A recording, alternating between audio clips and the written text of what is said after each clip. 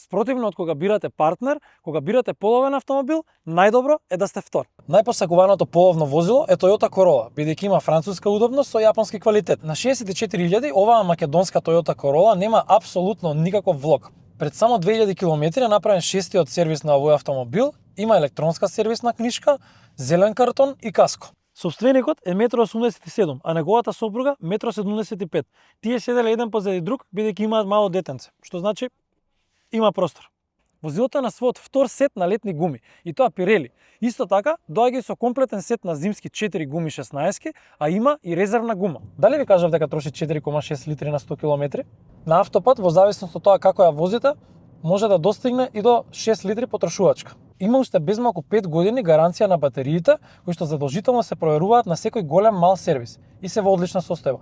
Генералната гаранција и регистрација истекува на 7.2026, но бидејќи е секогаш сервисирана во Toyota за некоја смешна сума од 100 евра годишно, може да си ја продолжите гаранцијата максимум до 10 години. Бидејќи е хибрид, при регистрација вие всушност имате давачки само кон бензинскиот погон.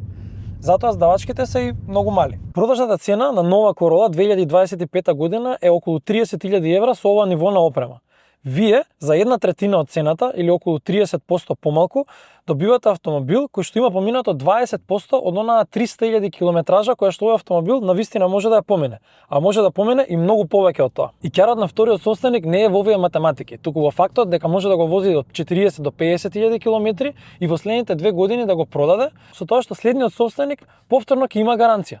Дали ви кажав дека има CarPlay и дека е автоматик? Во превод тоа значи дека сте изгубиле исто онолку пари колку да купите една Golf 5 со 500.000 поминато и не дај Боже да ја удрите во зид. Што овој автомобил тоа никогаш нема да ви го дозволи, бидејќи овој сам кочи и сам вози низ град. Мислам с краја да е, препознава пешаци, знакови и ленти. Од 1 јануари тоа сигурно многу ќе ви се најде.